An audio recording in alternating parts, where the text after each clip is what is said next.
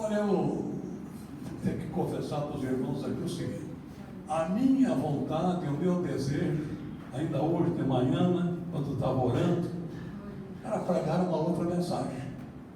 Ia falar sobre Isaac, o nome de oração. Mas, quando fui lá para preparar a mensagem, Deus disse: não, é essa aqui. Manda quem pode e obedece quem tem juízo, né? Então está em Apocalipse capítulo 2, verso 1 ao verso 7. A igreja de Éfeso. Capítulo 2, verso 1 ao verso 7.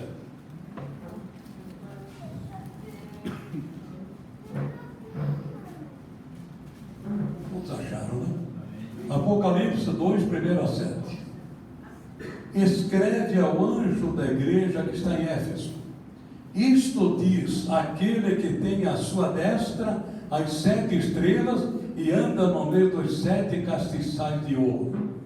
Eu sei as tuas obras e o teu trabalho e a tua paciência, e que não podes sofrer os maus, e puseste à prova os que dizem ser apóstolos e o não são, e tu os achaste mentirosos. E sofreste e tens paciência, e trabalhaste pelo meu nome e não te cansaste. Tenho, porém, contra ti que deixaste a tua primeira caridade, o primeiro amor. Lembra-te, pois, de onde caíste, e arrepende-te e pratica as primeiras obras. Quando não, brevemente a ti virei e tirarei do seu lugar o teu castiçal, se não te arrependeres. Tens, porém, isto, que aborreces as obras dos nicolaítas, as quais eu também aborreço. Agora o verso 7. Quem tem ouvidos, ouça o que o Espírito diz às igrejas. Ao que vencer, dar-lhe-ei a comer da árvore da vida, que está no meio do paraíso de Deus. Amém. Deus, revela a nossa tua palavra, dai-nos entendimento, sabedoria, queremos aprender da tua palavra, em nome de Jesus. Amém. Amém. Irmãos, pode sentar. É interessante, né? Quem escreveu o livro do Apocalipse foi o apóstolo São João, chamado Apóstolo do Amor. Ele fazia parte daquele grupo de 12, homem de Deus, homem amoroso, fiel, batalhador, guerreiro. E a maioria dos apóstolos, eles se tornaram mártires do cristianismo. Mas João não. Tentaram matar João, tirar a vida dele, mas Deus não permitiu que ele morresse. No fim, naquela época da grande perseguição, quando o inferno se levantou contra a igreja apostólica, a igreja primitiva, João foi preso e foi levado para a ilha de Patmos.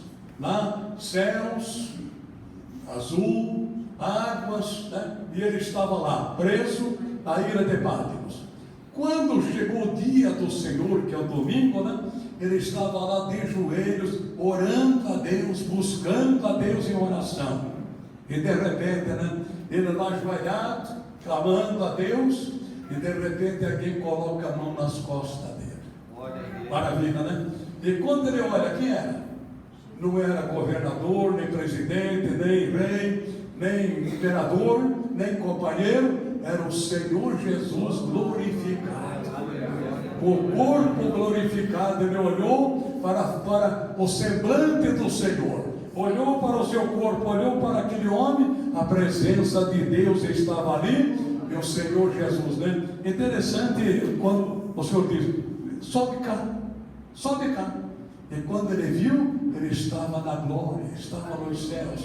E lá o Espírito Santo começou a revelar para ele o Apocalipse. Foi revelando, ele escrevendo. Foi uma experiência extraordinária, coisa maravilhosa, né? O que nós temos aqui, estas 7 cartas, as 7 igrejas, só 2 igrejas, que não tinha nada contra elas, mas 5 delas tinham problemas sérios para ser corrigidos. 2 estavam de acordo com a vontade de Deus, mas as 5 delas estavam em falhas. esta igreja de Éfeso, quem conhece a Bíblia, lembra quando ela foi fundada em Atos capítulo 19, quando Paulo chegou na cidade de Éfeso. Paulo queria, por muito tempo, chegar a esta cidade. E o Senhor disse, ainda não, até que chegou o dia que Deus preparou, Deus abriu as portas da cidade de Éfeso para Paulo entrar naquela cidade e pregar o Evangelho. Quem conhece a história, conhece a Bíblia, sabe, né? A cidade de Éfeso era uma cidade afundada na feitiçaria, trabalho de bruxaria, de magia negra. Nesta cidade havia uma das 7 maravilhas do mundo, chamada aquela deusa, né? Aquela deusa que todos reverenciavam, a Artemis, todos adoravam aquela imagem terrível. Lá existia a magia negra, feitiçaria, bruxaria. Foi lá que Deus enviou Paulo para pregar o Evangelho naquela cidade. Antes de ele iniciar o trabalho, porque, irmãos, o homem faz a parte dele, o homem se prepara, vai, mas quem faz a obra é o Espírito Santo. É Deus quem faz a obra. Então, quando Paulo chega lá para entrar na cidade de Éfeso, para começar o trabalho, tinha 12 homens, como 12 irmãos, 12 obreiros que estavam ali. Paulo perguntou quem era eles. Disse, nós somos discípulos de João. Aí Paulo perguntou a eles, já recebestes o Espírito Santo quando crestes? Eles olharam para Paulo e disseram, nós nem ouvimos falar do Espírito Santo. Então Paulo diz, em que sois batizados então? No batismo de João. E Paulo orientou, explicou como era o batismo de João. Agora também existia o batismo em água de Jesus. Paulo batiza aqueles homens no batismo do Senhor Jesus. E daí Paulo ora por eles. Ora, e de repente eles foram cheios do Espírito Santo, revestidos do poder de Deus. Começaram a falar em línguas, abençoados, revestidos de poder, começaram a profetizar. Deus veio sobre a vida daqueles homens. E eles agora, lado a lado com Paulo, entram na cidade de Éfeso. Paulo começa a pregar ali na sinagoga, para os judeus, para os rabinos, começa a pregar, evangelizar. Eles expulsaram Paulo de lá. Não quiseram aceitar Jesus como Messias. Não quiseram aceitar o tempo da graça. Não quiseram se colocar na vontade de Deus. Continuaram no judaísmo, na lei de Moisés e não cederam. Paulo saiu dali, mas não desanimou. O homem de Deus, a mulher de Deus, que é cheio do poder de Deus, nunca desiste. Você é assim, irmão? Levante a mão. Levanta a mão bem alto. Venha o que vier, aconteça o que acontecer, mas você está ali firme, não desiste, não volta atrás. Vem a perseguição, vem a luta, vem a ameaça, você está ali nas mãos de Deus, batalhando e lutando. Paulo não desistiu. Alugou um salão, começou a pregar, começou a evangelizar, e começou a acontecer curas, milagres, sinais, prodígios, maravilhas. Houve um grande avivamento na cidade de Éfeso. Abalou aquela cidade de uma tal maneira que, olha, ali aconteceu maravilhas, sinais, prodígios, maravilhas, salvação de almas, famílias sendo transformadas, regeneradas, a glória de Deus se manifestando, o poder de Deus vindo sobre aquela igreja. Mas o que aconteceu? O tempo passou, Paulo seguiu o caminho dele, foi pregar, veio outros pastores ali. Vou falar de um só. Por exemplo, João, que escreveu o Apocalipse, o fim da vida dele foi na cidade de Éfeso. Ele foi morar nessa cidade já com a idade avançada. E Maria, a mãe de Jesus, que Jesus da cruz entregou ela aos cuidados de João, estava ali junto com João, pelo menos o que diz a história, na cidade de Éfeso. João foi então pastor daquela igreja, juntamente com Maria, estava ali. Mas o tempo passou, João foi embora, Maria foi embora, Jesus levou. Agora, esta carta já não era mais Paulo, já não era mais João, já não era mais Lucas. Agora, só Deus sabe o nome do pastor desta igreja. Esta igreja tinha qualidades extraordinárias, maravilhosas. Se você ver com atenção, quantas qualidades ela tinha, quantas coisas maravilhosas tinha nela. Só que o principal estava faltando. Eles perderam o primeiro amor. Quem sabe o que é o primeiro amor? Levante a mão. Levanta a mão. Quem sabe o que é o primeiro amor? Quem já casou? Quem lembra quando casou, né? Naquele dia do casamento, aquela coisa linda, maravilhosa, né? Você quando estava no altar para ser casado lá, meu amor, minha querida, minha joia preciosa e tal e tal e tal. Maravilha, não é? A lua de mel, aquela coisa maravilhosa. Mas o tempo passa. Interessante, né? O tempo passa e a gente parece que vai acostumando com o casamento, né? E de repente a gente chama de meu amor, chama minha velha. Não é? E de repente, né? Houve alguma coisa errada lá, aquela esposa não acertou cozinhar o arroz, ele fica desangado demais. Mas você não sabe cozinhar, mulher? Pô, mulher, tua mãe não te ensinou. E o primeiro vai na janela, velho. É verdade, não é, papai? Tira a máscara e diga, é verdade, pastor. Diga, é verdade. Mas nós vamos melhorar, não é? Vamos melhorar. O primeiro amor, o que é o primeiro amor? Irmãos, falando sobre casamento, né? A gente aprende sobre o primeiro amor no casamento. Aquela união maravilhosa, aquela compreensão, aquela coisa linda, é o primeiro amor.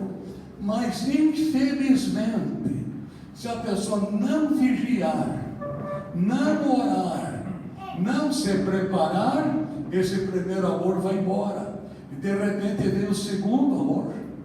E de repente vem o terceiro amor. E a coisa vai decaindo, vai decaindo. Hoje, infelizmente, irmãos, quantos divórcios, quanta separação, quantos pregadores do Evangelho que aconteceu tragédia no seu casamento, porque não vigiou.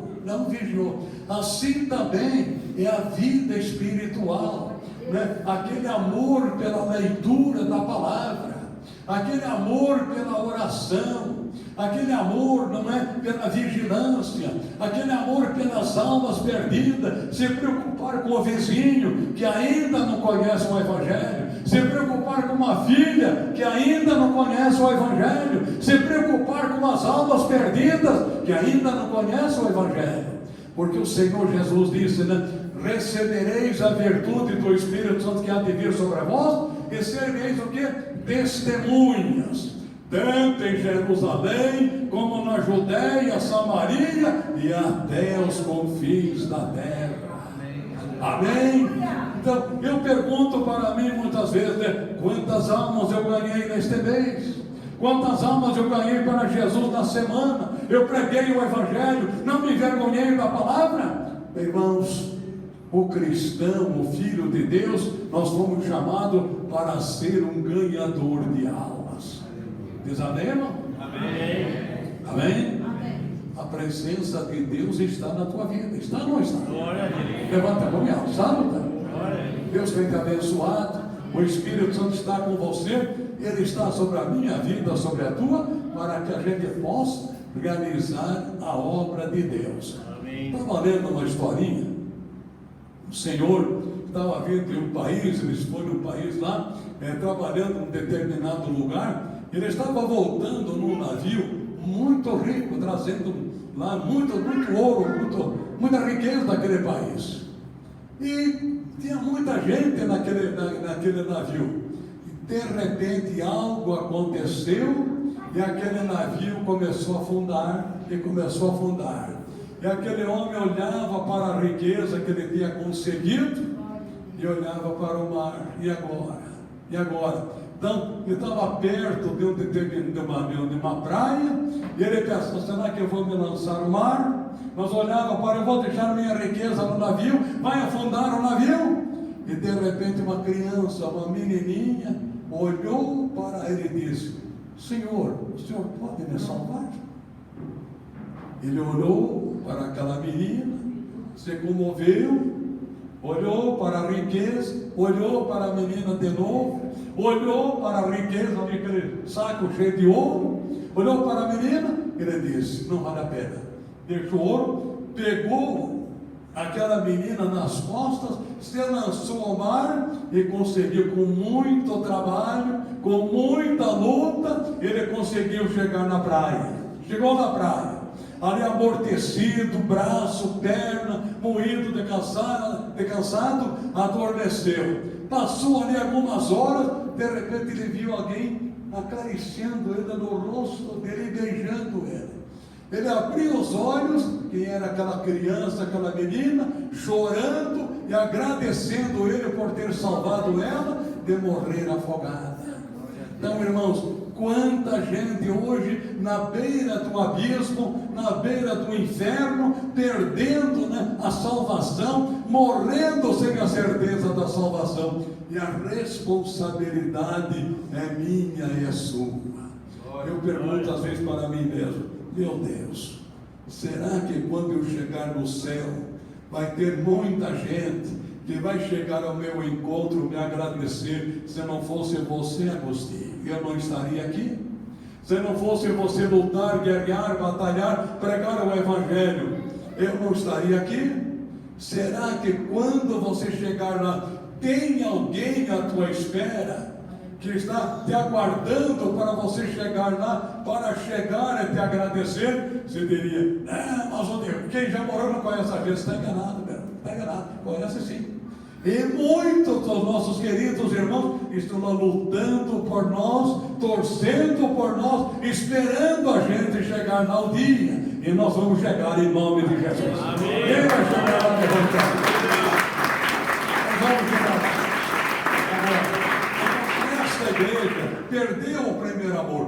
Qual é o sintoma quando você perde o primeiro amor? Por exemplo, uma pessoa que tem um determinado horário de oração, e orava, depois passa um tempo, desanima. Se ele orava um determinado tempo, vai encurtando,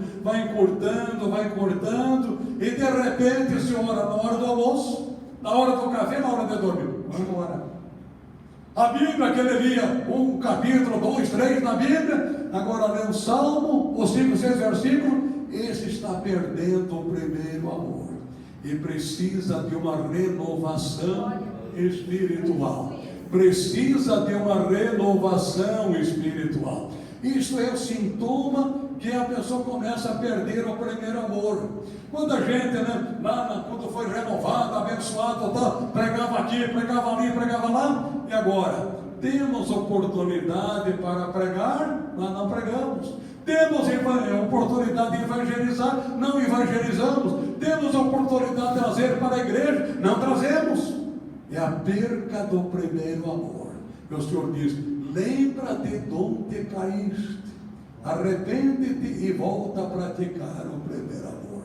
Outro sintoma que a pessoa começa a perder o primeiro amor: ele vinha na igreja terça, quarta, quinta, sexta, sábado e domingo, e de repente já um dia não vem, 3 dias não vem, e de repente ele só vem no domingo à noite. Quando vem, ele está perdendo o primeiro amor. Quando ele vem na igreja, você estava na frente, como está aqui o irmão, aqui os pastores aqui, de repente está no meio da igreja, ele tem que estar no último banco da igreja, quase saindo pela porta. Perdeu o primeiro amor. E aqui a Bíblia diz, o Espírito Santo diz: lembra-te de onde caíste e volta a praticar o primeiro amor. Ele fala aqui da estrela e do candelabro. A estrela que fala aqui é o pastor da igreja, é o anjo da igreja que é a estrela. O candelabro é a igreja. Então, tanto a estrela como o candelabro, ela está à direita do Senhor Jesus. E ele disse: não se arrepender, falando com o pastor, se não se humilhar, eu vou te tirar o candelabro daí. Quer dizer o quê? A igreja vai acabar, a igreja vai fechar, a igreja vai terminar. Quantas já fecharam e quantas estão aí para fechar? Quantas? Porque o Senhor está tirando o candelabro que é a igreja, tirando do seu lugar. Não se arrependeu, não se humilhou, não buscou a Deus, não voltou para o Senhor, pegou o caminho errado e foi embora. Então, irmãos, pecado continua sendo pecado. Iniquidade continua sendo iniquidade. Amor continua sendo amor. A frieza continua sendo frieza. Nós devemos vigiar, buscar a Deus, estar preparado, buscar a presença de Deus em oração. Nunca desanimar. Irmãos, a oração, né? Qualquer dia eu vou pregar sobre a oração, se Deus quiser. A oração é fácil. Não, é guerra, é batalha. Quem ora sabe o que é, né? Sabe que é guerra e batalha. Muitas vezes, aquele roteiro da oração naquele dia, você envereda para um caminho lá, você vai se deparar, não é com Tranca-Rua, com Preto Velho, com Zé Penita, e Pombagira, e Jezabel, e mais outras coisas lá. Mas eles já estão derrotados e vencidos em nome do Senhor Jesus. Amém?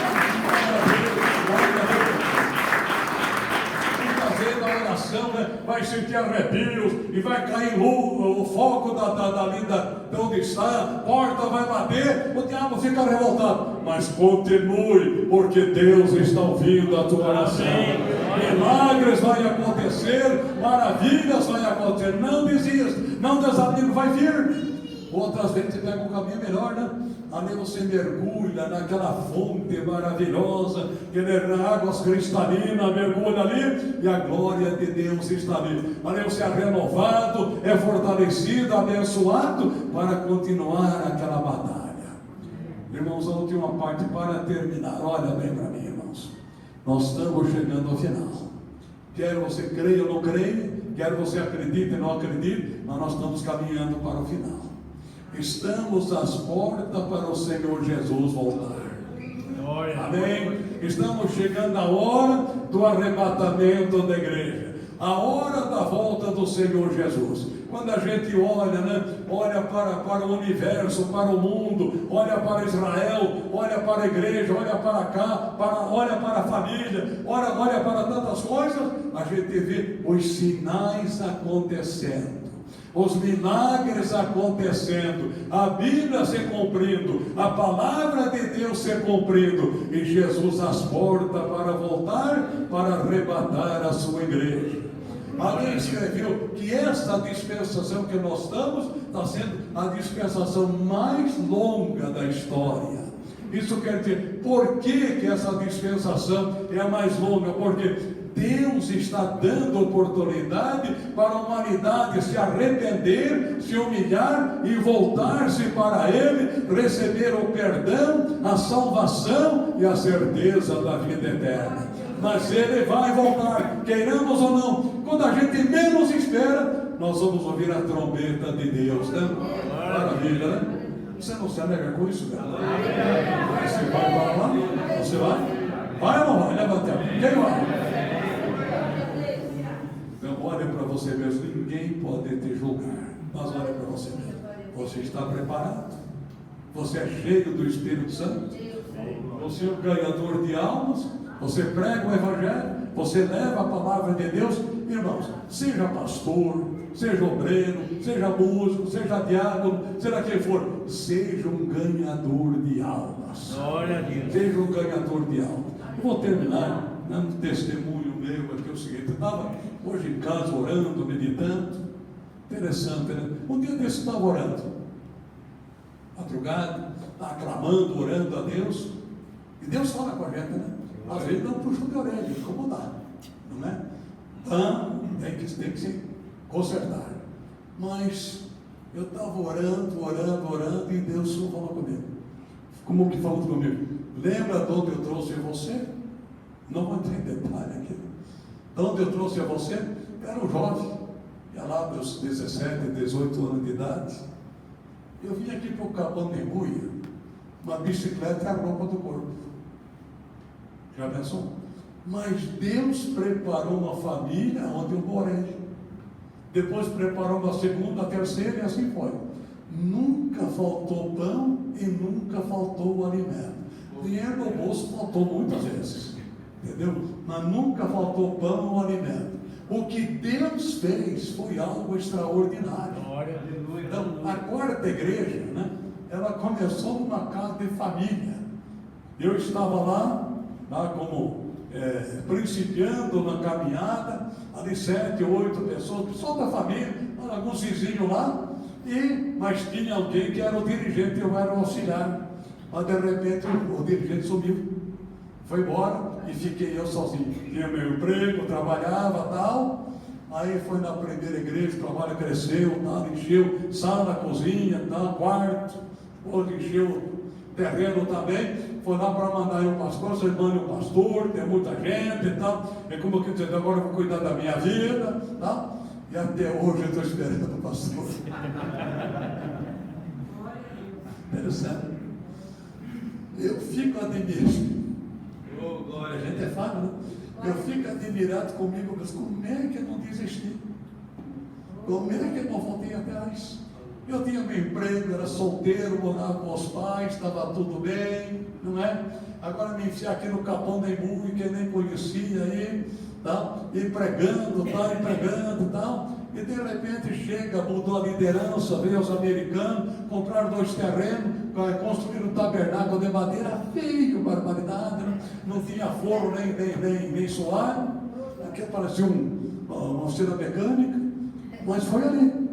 Aí teve a inauguração, domingo à tarde, termina a inauguração, chega o líder americano, e com o americano não é brasileiro não, é sim, não, acabou. Chega o líder, ele era o líder, você não era pastor, eu era um obreiro, aquele meia roda, né? Era um obreiro. Aí termina o culto, aqui está a chave, agora você paga a madeira e paga o terreno, 2 terrenos, e dá os carneiros. Fui educada, mas eu não estou pedindo nada disso. E fim de papo, é assim, mas foi a mão de Deus. Eu estou incentivando você a fazer a obra, motivando você a fazer a obra. Quem faz é Deus. Quando foi negociar a madeira, o homem não cobrou. E nunca faltou dinheiro para pagar o terreno. Não atrasou nem um mês. Mas, irmãos, o principal que eu quero chegar é o seguinte: o que eu vi Deus fazer naquele tabernáculo, eu fico maravilhado até hoje. Eu agradeço a Deus até hoje. Milagres, sinais, prodígios, maravilhas, pessoas tão oprimidas que Deus mandou para aquele tabernáculo, que levantava banco na cabeça, endemoniado do fio do cabelo até os pés, mas legião de demônio. Mas o nome de Jesus tem um poder extraordinário. Amém?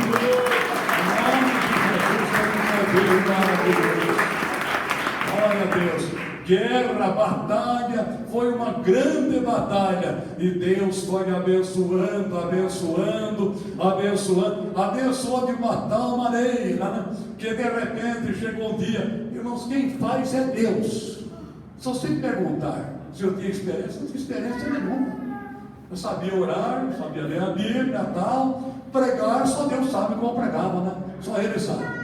E assim foi. O que aconteceu? Chegou um dia, chamei aqueles que trabalhavam comigo ali, despreparados como eu, e disse: vamos construir uma grande alvenaria? Sem dinheiro, pela fé. Você crê nisso, irmão? Amém. É assim que funciona a obra de Deus, né? E aí começamos a preparar, tal. Quando chegou no ouvido da liderança estadual aí, eles ficaram como que debochando. Construir o quê? Fazer o quê? Mas chegou o dia da inauguração, tiveram que calar a boca, né? E foi inaugurada a primeira igreja de alvenaria.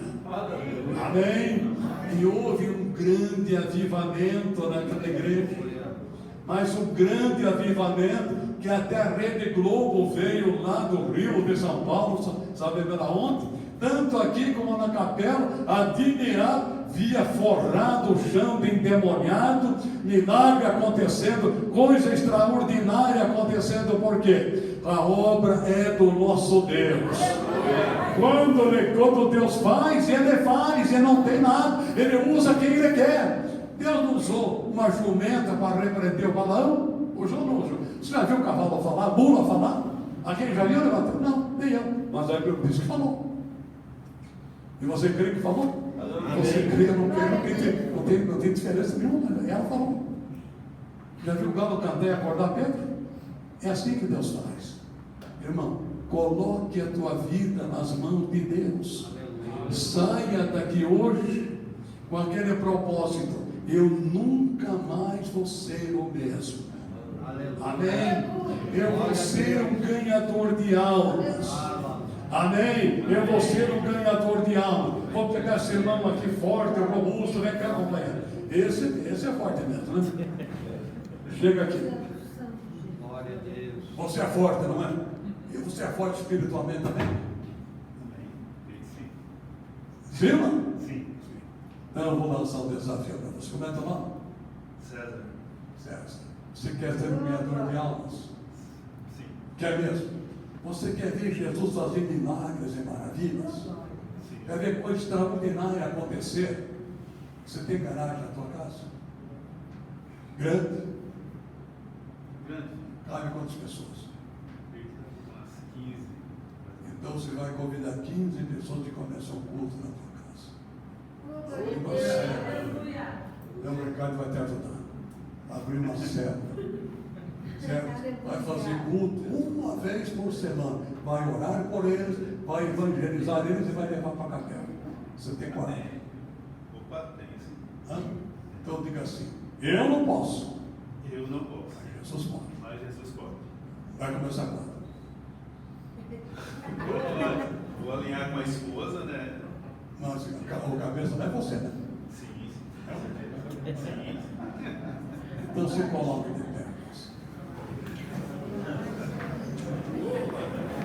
Ó, te pego, olha, vamos ver isso.